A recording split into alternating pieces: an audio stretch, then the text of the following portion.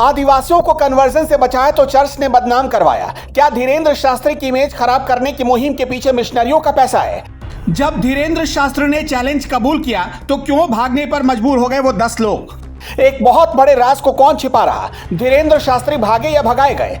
बड़े बड़े नेता मंत्री सब लगाते थे दिव्य दरबार में हाजिरी। ये सब किसकी आंखों में खटक रहा था? आपको इधर उधर की नहीं, टू द पॉइंट समझाने की कोशिश करते हैं। वीडियो में कुछ बड़ी बातें पता चलेंगी, इसलिए आखिर तक जरूर देखिएगा। सबसे पहले सोशल मीडिया की एक पोस्ट को देखिए। प्रियरंजन नाम के एक यूजर का पोस्ट है। मैंने 25 दिसंबर को ही चिंता जताई थी कि इस बंदे का मीडिया ट्रायल चर्च करवाएगा। क्रिसमस के दिन सैकड़ों ईसाई बन चुके आदिवासियों की घर वापसी करवाने वाले धीरेन्द्र शास्त्री पर चर्च चालाकी से जातिवाद की आड़ में हमला करेगा।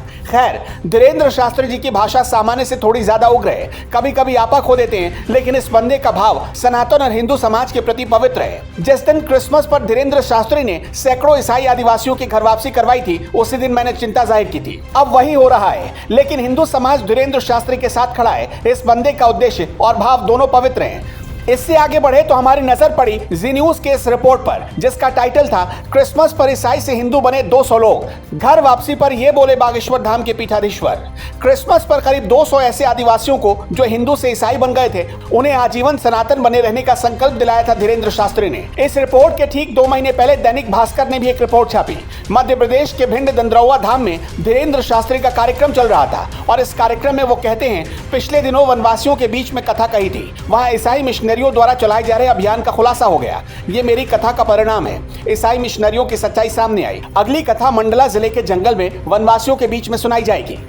इसका मतलब यह हुआ कि धीरेन्द्र शास्त्री लगातार मिशनरियों के कन्वर्जन के खिलाफ मुहिम चलाए हुए थे और इसी वजह से वो कई लोगों की आंखों में खटक रहे हैं। दूसरा, धीरेन्द्र शास्त्री खरा खरा बोलते हैं, सनातन का खुलकर समर्थन करते हैं और बॉलीवुड का भी विरोध करते हैं। तो कहीं इस वजह से उनको घेर कर टारगेट करने की कोशिश तो नहीं की गई।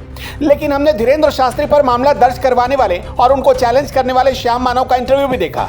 श्याम मानव से सवाल पूछा गया, समिति ने अब तक इस प्रकार के कितने मामले उजागर किए हैं? श्याम मानव ने जवाब दिया, पायलट बाबा को हमने नागपुर से खदेड़ा, उन्हें जेल हुई। शकुंतला की भविष्यवाणी झूठी होती है, हमने ये सिद्ध कर दिया, उन्हें भी नागपुर से कार्यक्रम छोड़कर जाना पड़ा। सुंदर दास महाराज को भी हमने नागपुर से खदेड़ा था। इसके अलावा 4 फॉरेन मिशनरी और 1 भारतीय मिशनरी, ये 5 चंगाई सभा करने नागपुर आए थे। अंधा देखने लगता है, बहरा सुनने लगता है, कुछ ऐसा प्रचार कर रहे थे। इन्हें भी हमने जेल भिजवाया। मतलब श्याम मानव सिर्फ एक बाबा के खिलाफ नहीं, कई बाबाओं के खिलाफ मुहिम चला चुके हैं और उनके टारगेट पर ईसाई मिशनरियां भी रह चुकी हैं। वैसे धीरेन्द्र शास्त्री के दरबार में कई नेता मंत्री हाजिरी लगाते हैं, नागपुर में भी लगाने गए थे। ये सिर्फ उनसे जुड़ी आस्था के कारण ही होता है। वीआईपी नंबर 1, इनमें सबसे पहला नाम है देश के दिग्गज राजनेता और सड़क परिवहन मंत्री नितिन गडकरी का। नागपुर में बाबा बागेश्वर धाम सरकार के कार्यक्रम में हाल ही में केंद्रीय मंत्री नितिन गडकरी भी पहुंचे थे। गडकरी ने मंच पर जाकर न सिर्फ बाबा को सिर झुकाकर प्रणाम किया, बल्कि काफी देर तक बाबा से बात भी की। वीआईपी नंबर 2, इस लिस्ट में दूसरा सबसे बड़ा नाम है महाराष्ट्र के पूर्व मुख्यमंत्री और वर्तमान डिप्टी सीएम संघ के दुलरवा देवेंद्र फडणवीस का। इन्होंने भी हाल ही में नागपुर में आयोजित एक कार्यक्रम में बाबा बागेश्वर धाम से मुलाकात की और उनका आशीर्वाद लिया। वीआईपी नंबर 3, बीजेपी के फायर ब्रांड और मध्य प्रदेश के गृह मंत्री नरोत्तम मिश्रा का नाम भी बाबा के पास हाजिरी लगाने वालों की सूची में शामिल है।